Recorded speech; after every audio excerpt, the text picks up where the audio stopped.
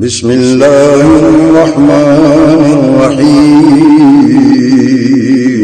شروع اللہ کے نام سے جو بڑا مہربان نہایت رحم والا ہے۔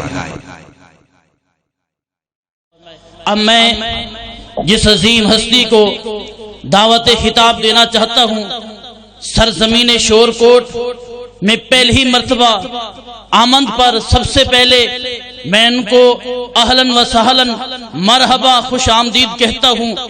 یقیناً وہ قابل احترام ہستی ہیں۔ تمام ساتھی دل جمی کے ساتھ تشریف رکھیں۔ وہ ہستی کون ہستی ہے؟ مناظر اسلام حضرت مولانا سید عتیق الرحمان شاہ محمدی صاحب، جو ہماری جماعت کے شہزادے ہیں، ان کے عظیم بیٹے حضرت مولانا سید اسامہ عتیق شاہ صاحب کشمیری دور دراز کا سفر کر کے آپ احباب کے لیے تشریف لائے۔ آپ تمام احباب سے گزارش ہے کہ دل جمی کے ساتھ تشریف رکھیں، اپنے اس معزز مہمان کا خطاب سنیں اور ان کی حوصلہ افزائی کریں۔ میں اب دعوت خطاب دیتا ہوں خطیب ابن خطیب، عظیم خطیب حضرت مولانا سید اسامہ عتیق شاہ صاحب کو، وہ آئیں اور اپنا خطاب سنائیں۔ الحمد لله نحمده ونستعينه ونستغفره ونؤمن به ونتوكل عليه ونعوذ بالله من شرور أنفسنا ومن سيئات أعمالنا، من يهده الله فلا مضل له ومن يضلله فلا هادي له، وأشهد أن لا إله إلا الله وحده لا شريك له، وأشهد أن محمدا عبده ورسوله. أما بعد، فإن خير الكلام كلام الله، وخير الهدي هدي محمد صلى الله عليه وسلم، وشر الأمور محدثاتها، وكل محدثة بدعة، وكل بدعة ضلالة، وكل ضلالة في النار. قال الله تبارك وتعالى في القرآن المجيد: أعوذ بالله السميع العليم من الشيطان الرجيم، بسم الله الرحمن الرحيم. ألهاكم التكاثر حتى زرتم المقابر، كلا سوف تعلمون، ثم كلا سوف تعلمون، كلا لو تعلمون علم اليقين لترون الجحيم، ثم لترونها عين اليقين، ثم لتسألن يومئذ عن النعيم. نہایت واجب الاحترام محترم اور معزز علماء کرام اور شور کوٹ کے غیور مسلمانوں، میں کوئی خطیب یا واعظ نہیں ہوں، بس ایک سبق سنانے آیا ہوں، اور اس نیت اور عزم کے ساتھ کہ اللہ تعالیٰ اس سبق کے ذریعے، اس ٹوٹی پھوٹی گفتگو کے ذریعے میرے دل کی بھی اصلاح کر دے، اور کاش کہ میں ایسا سبق آپ کو سنانے کے قابل بن سکوں کہ آپ کے دل کی دنیا بھی بدل جائے۔ میرے پیارے بھائیوں، یہ دنیا بہت دھوکے کا سامان ہے۔ یہ دنیا ہم سب کو غافل کر دینے والی چیز ہے، اور اسی کے بارے میں اللہ رب العالمین نے سورہ تکاثر کے اندر ذکر فرمایا: الہاکم التکاثر، تمہیں کثرت مال کی ہوس نے غفلت میں ڈال دیا ہے، غفلت میں ڈالا ہوا ہے۔ حتی زرتم المقابر، یہاں تک کہ حالت یہ ہو جاتی ہے کہ تم قبروں میں جا پہنچتے ہو۔ کلا سوف تعلمون، ہرگز نہیں، تم عنقریب جان لوگے۔ ثم کلا سوف تعلمون، اللہ رب العالمین بات ایک مرتبہ بھی کہے تو کافی ہوتی ہے، لیکن پیارے پروردگار نے تاکید کے لیے پھر وہی بات کہی، پھر ہرگز نہیں تم عنقریب جان لوگے۔ کلا لو تعلمون علم الیقین، ہرگز نہیں، کاش کہ تم یقینی طور پر جان لیتے۔ لترون الجحیم، تم ضرور بالضرور جہنم کو دیکھو گے۔ ثم لترونها عین الیقین، تم پھر ضرور بالضرور اپنی عینی یقینی آنکھ سے اس کو دیکھو گے، عین الیقین سے اس کا مشاہدہ کرو گے۔ ثم لتسألن یومئذ عن النعیم، پھر ضرور بالضرور تم سے نعمتوں کے حوالے سے سوال کیا جائے گا۔ میرے پیارے بھائیو، یہ دنیا ہم سب کو غافل کر دینے والی ہے۔ اس دنیا کے اندر ہم دیکھ رہے ہیں کہ ہر شخص مال و دولت کی ہوس میں آگے آگے دوڑ رہا ہے، آگے آگے بڑھ رہا ہے، اور رسول اللہ صلی اللہ علیہ وسلم کا فرمان ہے یکبر ابن آدم ویکبر معہ اثنان، ابن آدم کی جیسے جیسے عمر بڑھتی چلی جاتی ہے ویسے ویسے دو چیزیں اس کے اندر بڑھتی چلی جاتی ہیں، حب المال و طول الامل، فرمایا کہ ایک تو مال کی محبت اس کے دل میں عمر کے بڑھنے کے ساتھ ساتھ بڑھتی چلی جاتی ہے، اور دوسرا لمبی عمر کی محبت اس کے دل میں بڑھتی چلی جاتی ہے۔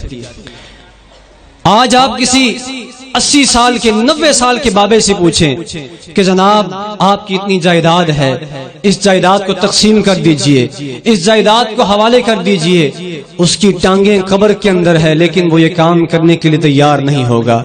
وہ یہی کہے گا میرا مال، میرا مال، میری جائیداد، میری پراپرٹی، میرا گھر، میرا محلہ، میرا فلاں، میرا فلاں۔ یہ انسان یہی باتیں کرتے کرتے دنیا سے رخصت ہو جاتا ہے۔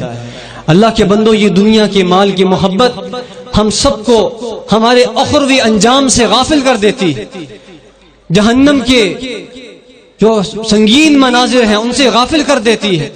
اور رسول اللہ صلی اللہ علیہ وسلم نے کیا فرمایا؟ آپ نے فرمایا کہ دو بھوکے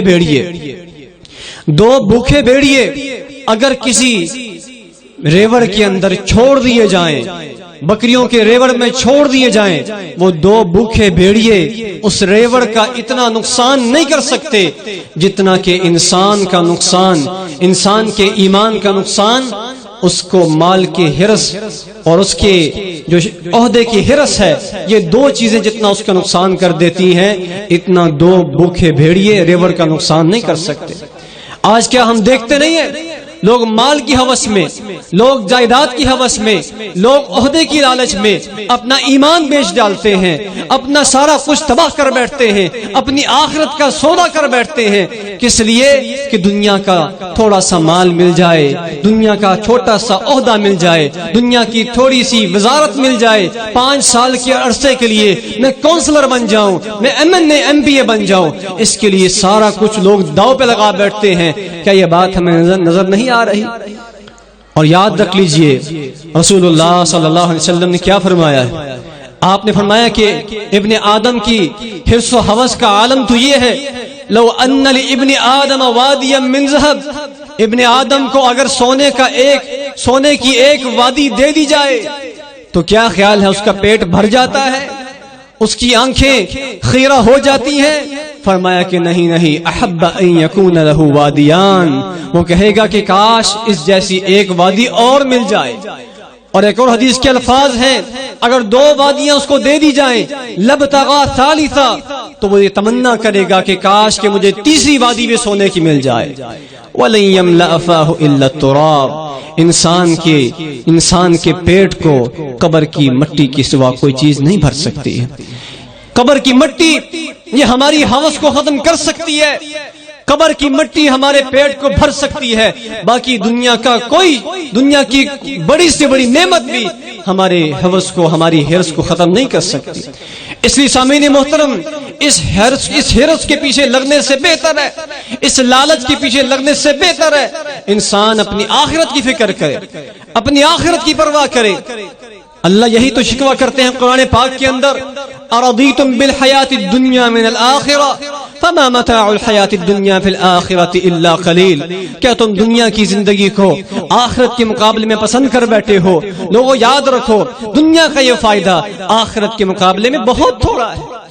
کلا بل تحبون العاجلہ وتذرون الآخرہ، تم تو اس جلدی ختم ہو جانے والی دنیا سے محبت کرتے ہو اور تم اس آخرت کو بھلائے بیٹھے ہو، اس کو چھوڑے بیٹھے ہو۔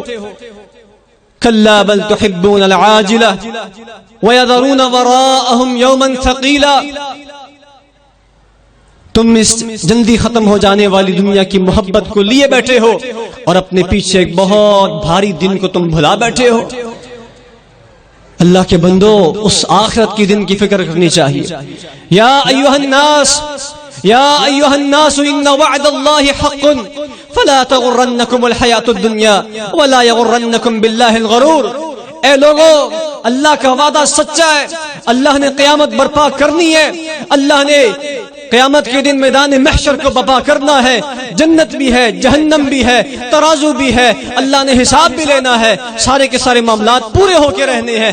ان وعد اللہ حق فلا تغرنکم الحیاۃ الدنیا، تمہیں دنیا کی زندگی دھوکے میں نہ ڈالے، دنیا کی زندگی تمہیں دھوکے میں نہ ڈال کے رکھے، ولا یغرنکم باللہ الغرور، اور تمہیں جو بہت بڑا دھوکے باز شیطان ہے وہ کہیں دھوکے میں نہ ڈال دے۔ شیطان ہمیں دھوکے دیتا ہے، یعدہم ویمنیہم، شیطان ہم سے وعدے کرتا ہے، ویمنیہم، اور وہ ہمیں لمبی لمبی امیدیں دلاتا ہے، لمبی لمبی امیدیں دلاتا ہے۔ وما یعدہم الشیطان الا غرورا، فرمایا کہ شیطان کے وعدے ماں سوائے دھوکے کے کچھ بھی نہیں۔ شیطان ہمیں لمبی امیدیں دلاتا ہے، ابھی تو نے کہاں مرنا ہے، تیرا تو باپ بھی زندہ، تیرا بڑا بھائی زندہ، تیری ماں زندہ، لیکن یہ نہیں پتا کہ آنے کا تو پتا ہوتا ہے، ایک ترتیب ہوتی ہے، پہلے بڑا آتا ہے، پھر چھوٹا آتا ہے، پھر چھوٹا آتا ہے، پہلے باپ آتا ہے، پھر بیٹا آتا ہے، لیکن جانے کی اللہ کے ہاں کوئی ترتیب نہیں ہے۔ اللہ کے بندو، جانے کا کوئی وقت کسی کو پتا نہیں ہے، وما تدری نفس بأي ارض تموت، کسی کو یہ نہیں پتا کہ وہ کہاں پر مر جائے گا، اس وقت کے لیے تیاری کرنے کی ضرورت ہے۔ اینما تکونوا یدرککم الموت ولو کنتم فی بروج مشیدہ، تم جہاں کہیں بھی چلے جاؤ، جتنے مرضی مضبوط قلعوں کے اندر چلے جاؤ، تم موت سے فرار نہیں ہو سکتے۔ قل ان الموت الذی تفرون منہ، آپ کہہ دیجئے کہ جس موت سے تم بھاگتے پھرتے ہو، جس موت سے تم نفرت کرتے ہو، فإنہ ملاقیکم، وہ موت تمہیں آ کر رہے گی، وہ موت تمہیں آ کر رہے گی۔ قل یتوفاکم ملک الموت الذی وکل بکم ثم الی ربکم ترجعون، اے پیغمبر کہہ دیجئے کہ تمہیں ملک الموت جس کو تم پر مقرر کیا گیا ہے وہ آئے گا، وہ آ کر تمہیں لے جائے گا۔ ثم الی ربکم ترجعون، پھر تم نے اپنے رب کی طرف لوٹ کے جانا ہے۔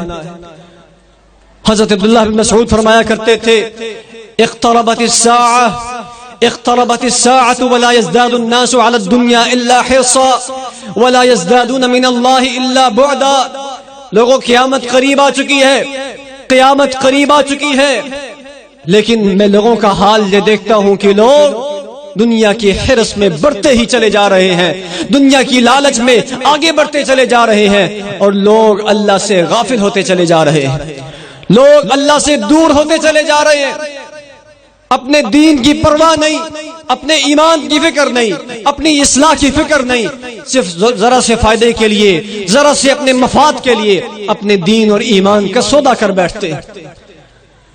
اللہ کے بندو، نبی کی سیرت کو پڑھنے کی ضرورت ہے، رسول اللہ صلی اللہ علیہ وسلم کی سیرت کو پڑھنے کی ضرورت ہے۔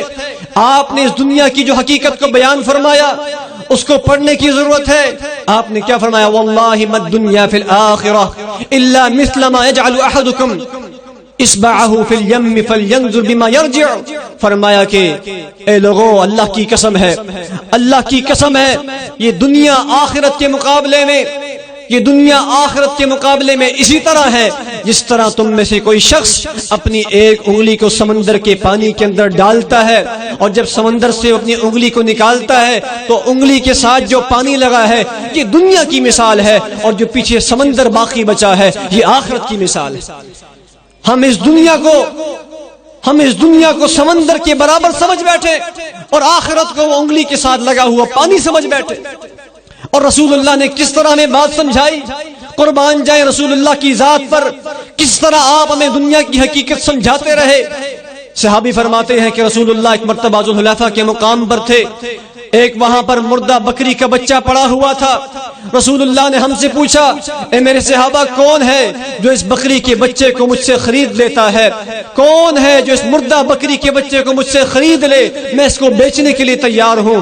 صحابہ نے عرض کیا، اللہ کے رسول، اس مردہ بکری کے بچے کو بھی کوئی لے سکتا ہے؟ بھلا اس کا ہمیں کوئی فائدہ ہو سکتا ہے؟ اس کو تو اس کے مالک نے بھی پھینک دیا ہے، اس کے نظر میں بھی اس کی کوئی حیثیت نہیں ہے، اس کو کون خریدے گا؟ رسول اللہ نے کیا فرمایا؟ او اللہ کے بندو، جس طرح تمہاری نظر میں اس مردہ بکری کے بچے کی کوئی حیثیت نہیں، اس بدبودار بچے کی کوئی حیثیت نہیں، اسی طرح اس دنیا کی، اس ساری دنیا کی اللہ تعالیٰ کے ہاں جو حیثیت ہے وہ اس مردہ بکری کے بچے سے بھی گری ہوئی ہے، اس سے بھی گھٹیا ہے یہ دنیا۔ لو كانت الدنيا تعدل عند الله جناح بعوضة ما سقى منها كافرا شربة ماء۔ فرمایا کہ لوگوں یاد رکھو، اگر یہ دنیا اللہ تعالیٰ کے ہاں مچھر کے پر کے برابر بھی ہوتی، مچھر کا پر کیا حیثیت رکھتا ہے، ایک مچھر کی ہمارے سامنے کیا حیثیت ہے؟ فرمایا کہ مچھر تو بڑی بات ہے، مچھر کے پر کے برابر بھی اس دنیا کی حیثیت ہوتی، اللہ اس دنیا میں کسی کافر کو پانی کا ایک گھونٹ بھی نہ پلاتا۔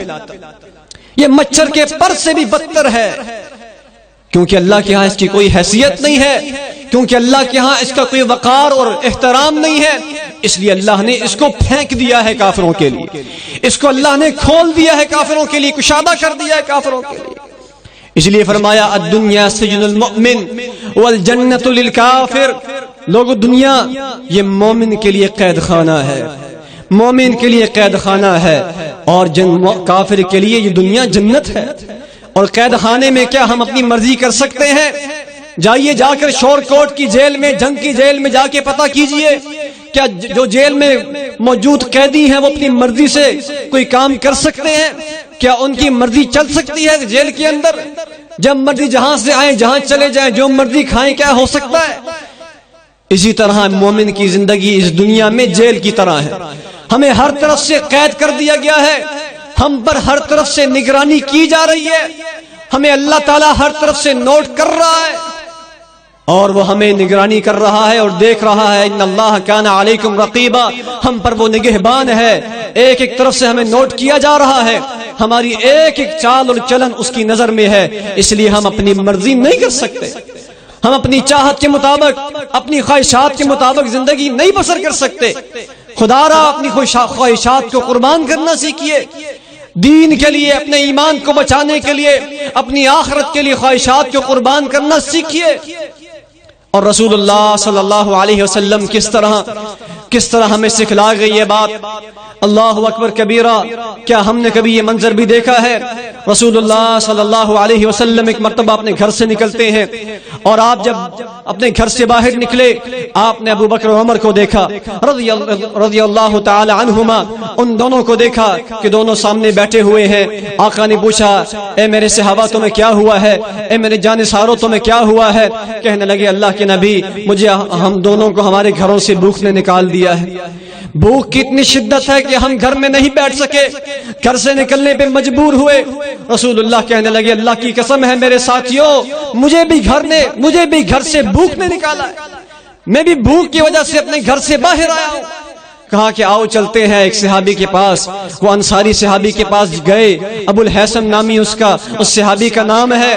اس کے گھر جا کے دروازے پہ دستک دی، اس کی بیوی نے دروازہ کھولا، اس نے استقبال کیا، اللہ کے نبی آپ ہمارے گھر تشریف لائے، اہلا وسہلا، فرمائیے ہمارے لیے کیا خدمت ہے؟ آپ نے کہا ہم آپ کے گھر میں مہمان بن کے آئے ہیں۔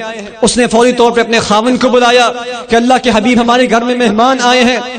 اس صحابی کی قسمت جاگ اٹھی، بھاگے گئے، دوڑ کر گئے اور جا کر کھجور کی ٹہنی اتار کر لے آئے، خشک اور تر کھجوروں کی ٹہنی اتار کر لے آئے اور رسول اللہ صلی اللہ علیہ وسلم کے سامنے لا کر رکھ دی۔ کہا اللہ کے رسول آپ تناول فرمائیے، آپ اس کو کھائیے۔ انہوں نے پھر چھری کو پکڑا کہ جانور ذبح کریں۔ رسول اللہ نے فرمایا کہ دودھ والی بکری کو ذبح نہ کرنا۔ اس نے چھوٹی بکری کو ذبح کیا اور لا کر اس کا گوشت رسول اللہ کے سامنے رکھا۔ رسول اللہ صلی اللہ علیہ وسلم نے گوشت کھایا، وہ آپ نے کھجوریں تناول فرمائی اور آپ نے اپنے صحابہ سے کیا فرمایا؟ اے میرے ساتھیو، واللہ لتسألن عن هذا النعیم، اے میرے صحابیو تم سے ان نعمتوں کے بارے میں سوال کیا جائے گا، تم سے ان نعمتوں کے بارے میں سوال کیا جائے گا۔ جب تم گھر سے نکلے تھے تم بھوکے تھے، اللہ نے تمہیں کھلایا پلایا، اللہ نے تمہارے پیٹوں کو بھر دیا، یاد رکھ لو تم سے ان نعمتوں کے بارے میں سوال کیا جائے گا۔ اما عائشہ فرماتی ہیں رسول اللہ صلی اللہ علیہ وسلم کے گھر میں 2 دن ایسے گزر جایا کرتے تھے، 2 دن ایسے گزر جایا کرتے تھے، بلکہ وہ فرماتی ہیں کہ 2 مہینے ایسے گزر جایا کرتے تھے کہ رسول اللہ کے گھر میں چولہا نہیں جلا کرتا تھا۔ شور کوٹ کے باسیوں مجھے بتلاؤ، شور کوٹ کے اندر کوئی ایک گھر ایسا ہو جس میں کوئی آج تک چولہا نہ جلا ہو، جس میں آج چولہا بند ہوا ہو، جس میں کوئی روٹی نہ بنی ہو، جس میں چاول نہ بنے ہو۔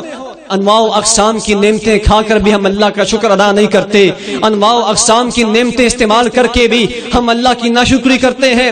اور رسول اللہ کے گھر کا عالم کیا ہے کہ 2 مہینے گزر جاتے ہیں۔ اما عائشہ فرماتی ہیں کہ 2 مہینے تک رسول اللہ کے گھر میں چولہا نہیں جلا کرتا تھا۔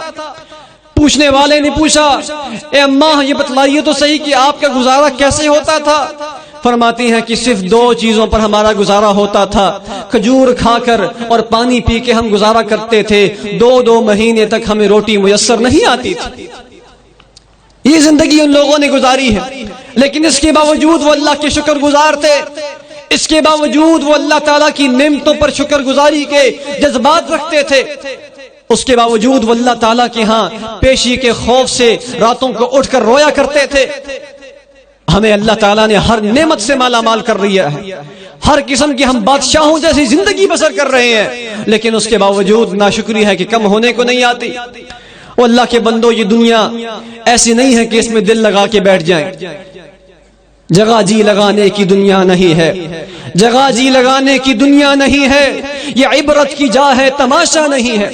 ہمارے سامنے لوگ، ہم روزانہ جنازے اٹھتے دیکھتے ہیں، ہمارے سامنے ہمارے کتنے ہی قریبی دوست، ہمارے رشتہ دار، ہم نے خود جا کے ان کو دفنایا، کفنایا، ان کو قبر میں اتارا، کہ ہمیں خود خیال نہیں آتا کہ ایک وقت مجھ پر بھی ایسے آ جائے گا کہ میں بھی دفنا دیا جاؤں گا، مجھے بھی قبر کے اندر اتار دیا جائے گا اور میری حقیقی زندگی کا آغاز ہو جائے گا۔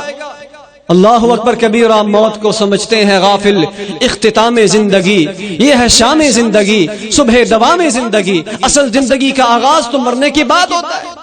اس مرنے کے بعد جو زندگی کا آغاز ہونا ہے، اس زندگی کے لیے میں نے اور آپ نے کیا تیاری کر رکھی ہے؟ میں نے اور آپ نے اس زندگی کے لیے زیادہ راہ کیا تیار کر رکھا ہے؟ وہ لمبا سفر ہے، اس لمبے سفر کے لیے ہم نے کیا تیاری کر رکھی ہے؟ اور رسول اللہ صلی اللہ علیہ وسلم کا معاملہ کیا ہے؟ آپ علیہ السلام ایک مرتبہ اپنے گھر کے اندر تشریف فرما ہے، اور آقا علیہ السلام یہ اس وقت کی بات ہے جب آقا علیہ السلام اپنی بیویوں سے ناراض ہوئے، اور ناراض ہونے کے بعد آپ اپنے گھر کے اندر موجود تھے۔ حضرت عمر تشریف لاتے ہیں رسول اللہ سے ملنے کے لیے۔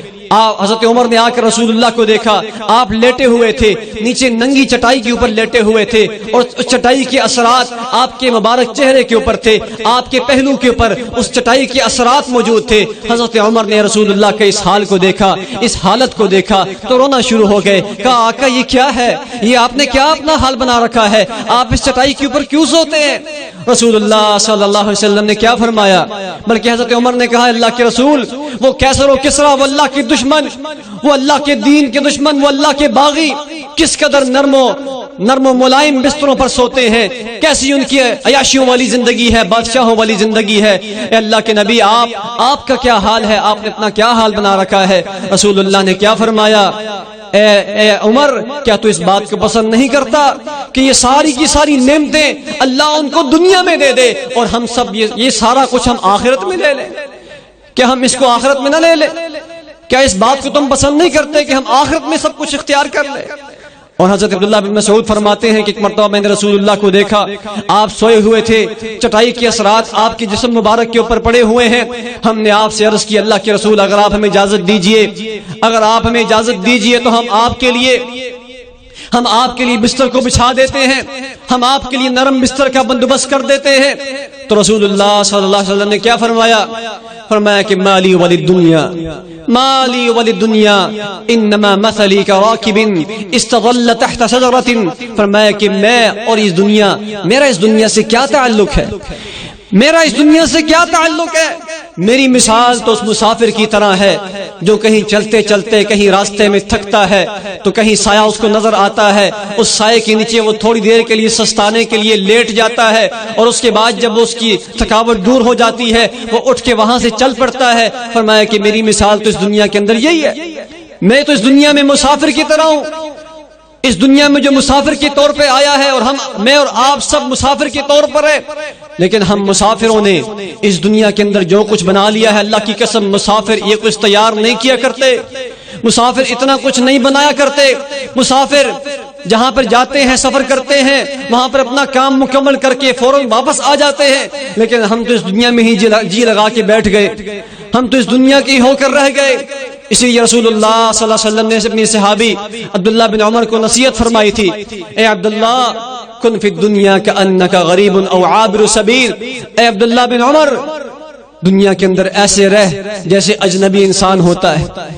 اب میں یہاں سے واکنڈ سے یہاں پہ شور کوٹ میں آپ کے پاس آیا ہوں، اگرچہ آپ میں سے چند لوگ مجھے جان گئے ہیں، لیکن میں یہاں پر اجنبی ہوں، باقی لوگوں کے لیے میں اجنبی ہوں، یا میں یہاں پر مسافر ہوں۔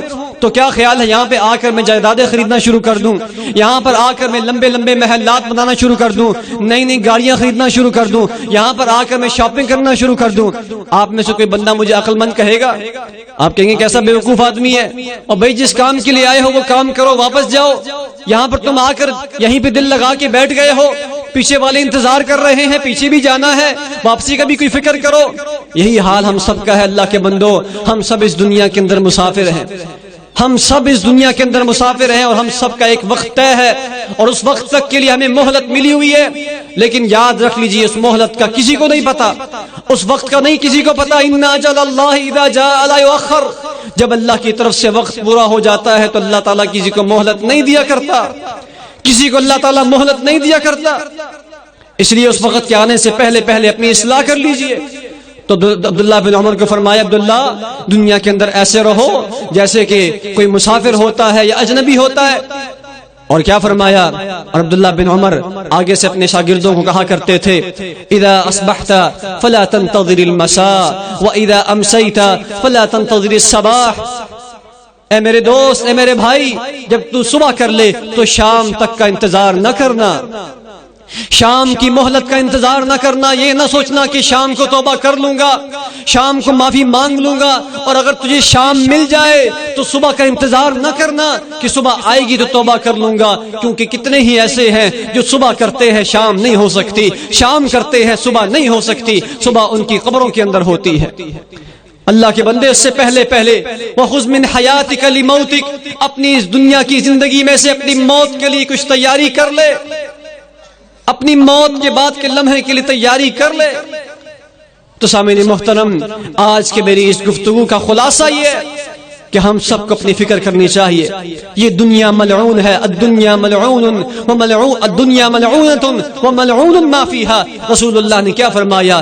یہ دنیا ملعون ہے، یہ لعنت کی گئی ہے اس دنیا کے اوپر، اور جو کچھ بھی اس کے اندر ہے اس کے اوپر بھی اللہ کی طرف سے لعنت کی گئی ہے، الا ذکر اللہ وما والاہا، فرمایا کہ ما سوائے اللہ کی ذکر کے، اللہ کا ذکر وہ باقی رہنے والا ہے، اللہ کا ذکر وہ ہمیں فائدہ دینے والا ہے، اس کے علاوہ جو کچھ بھی ہے اس دنیا کے اندر اس پر لعنت کی گئی ہے۔ تو اس لعنت والی چیز کے پیچھے ہم لگ کر اپنی آخرت کو برباد کر بیٹھے۔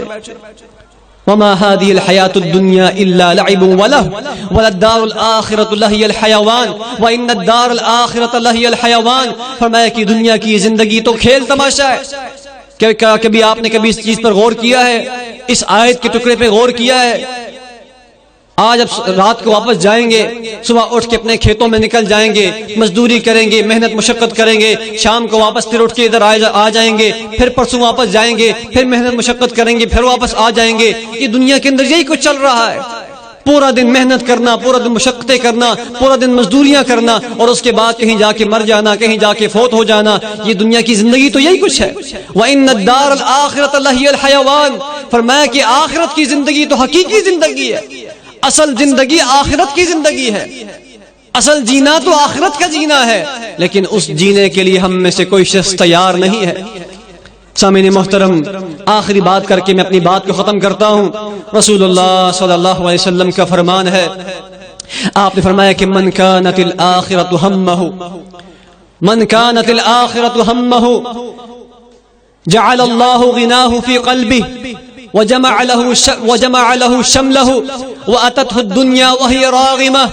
فرمایا کہ جس کسی شخص نے آخرت کو اپنا غم بنا لیا، جس کسی انسان نے اس حدیث کو اپنے ذہنوں میں بٹھا لیجئے، اپنے پلو سے باندھ لیجئے، اپنے دامن سے باندھ لیجئے، گھروں میں جا کے سنائیے، تربیت کیجئے اپنے اولاد کی، ان کو بتلائیے من کانت الآخرۃ ہمہ، جس نے آخرت کی زندگی کو اپنا غم بنا لیا، اپنا اوڑھنا اور بچھونا بنا لیا، آخرت کی زندگی کو اپنی پریشانی بنا لیا. کیا فرماتے ہیں رسول اللہ؟ جعل اللہ غناہ فی قلبہ، اللہ تعالیٰ اس کے دل کو غنی بنا دیتے ہیں، اس کے دل میں غنا پیدا کر دیتے ہیں. وجمع له شملہ، اور اللہ تعالیٰ اس کے لیے کاموں کو سمیٹ کے رکھ دیتے ہیں، اس کے کام سمٹتے چلے جاتے ہیں، اس کے وقت میں برکت پیدا ہو جاتی ہے، اس کے اعمال میں برکت پیدا ہو جاتی ہے. اور اس کے بعد فرمایا وَأَتَتْهُ الدُّنْيَا وَهِيَ رَاغِمَةٌ، اور دنیا اس کے پاس اس حال میں آتی ہے کہ وہ ذلیل و خوار ہوتی ہے، دنیا اس کے قدموں میں ڈھیر کر دی جاتی ہے. وَمَنْ كَانَتِ الدُّنْيَا هَمَّهُ، اور اس کے برعکس جو کوئی اس دنیا کو اپنا غم بنا لے، جو اس دنیا کے لیے جیے اور اس دنیا کے لیے مرے، جو اس دنیا کو اپنا اوڑھنا اور بچھونا بنا لے، تو پھر کیا ہوتا ہے؟ جعل اللہ فقرہ بین عینیہ، اللہ تعالیٰ اس کے دونوں آنکھوں کے درمیان فقر کو لکھ دیتے ہیں. وہ فقر و فاقے کی زندگی بسر کرتا ہے، اس کو ہمیشہ اپنی آنکھوں کے سامنے فقر و فاقہ نظر آتا ہے، یہی ڈرتا رہتا ہے کہ کہیں میں بھوکا نہ مر جاؤں، کہیں فقر و فاقے کا شکار نہ ہو جاؤں، کہیں میرے کاروبار میں نقصان نہ ہو جائے، کہیں میری کھیتی میں نقصان نہ ہو جائے. بس ہمیشہ اسی ٹینشن میں زندگی گزارتا ہے. جعل اللہ فقرہ بین عینیہ وفرق علیہ شملہ، فرمایا اللہ تعالیٰ اس کے کاموں کو بکھیر دیتا ہے، اللہ اس کے کاموں کو بکھیر دیتا ہے، اس کے وقت سے برکت کو اٹھا لیا جاتا ہے، اس کے کام ختم ہونے کا نام لیتے نہیں. آج کیا خیال ہے کتنے لوگ ایسے جو یہ بات کرتے ہیں کہ ضرور وقت کا پتہ ہی نہیں چلتا، آج کل صبح اور شام کا پتہ ہی نہیں چلتا، صبح ہوتی ہے شام ہوتی ہے، یوں ہی زندگی تمام ہوتی ہے، آج کل تو وقت میں برکت ہی نہیں. اس کے پیچھے اصل وجہ ہمارا دنیا کا غم ہونا ہے. ہم دنیا کا غم لے کے بیٹھ گئے، اللہ نے ہمارے کاموں کو بکھیر کے رکھ دیا ہے، ہمارے کام سمٹتے ہی نہیں، ہمارے مسئلے حل ہوتے ہی نہیں. ایک مسئلے سے جان چھوٹتی ہے، دوسرا مسئلہ شروع، دوسرے سے جان چھوٹتی ہے، تیسرا مسئلہ شروع. انہی مسئلوں کے اندر ہم اس دنیا سے گزر جاتے ہیں. وفرق علیہ شملہ، اللہ تعالیٰ اس کے کاموں کو بکھیر دیتے ہیں. وَلَمْ يَأْتِهِ مِنَ الدُّنْيَا إِلَّا مَا قُدِّرَ لَهُ، فرمایا کہ دنیا بھی اس کے پاس اتنی ہی آتی ہے جتنا اس کے نصیب میں لکھی ہوتی. یہ نہیں ہے کہ دنیا کا غم بنا لینے والے کو دنیا زیادہ مل جاتی ہے، دنیا کے لیے مرنے والے کو دنیا زیادہ مل جاتی ہے، ایسے نہیں ہوتا، بلکہ دنیا اس کو اتنی ہی ملتی ہے جتنا اللہ نے اس کے نصیب میں لکھی ہوتی ہے. لیکن اس کے ساتھ ساتھ یہ اپنی دنیا اور آخرت کو برباد کر بیٹھتا ہے، اپنی دنیا کا سودا کر بیٹھتا ہے، اپنی آخرت کا سودا کر بیٹھتا ہے. اس لیے سامعین محترم، اپنی اس دنیا کی زندگی کو درست کرنے کی ضرورت ہے، اصلاح کرنے کی ضرورت ہے، اصلاح کرنے کی ضرورت ہے. خدا را اپنے آپ کو بچائیے.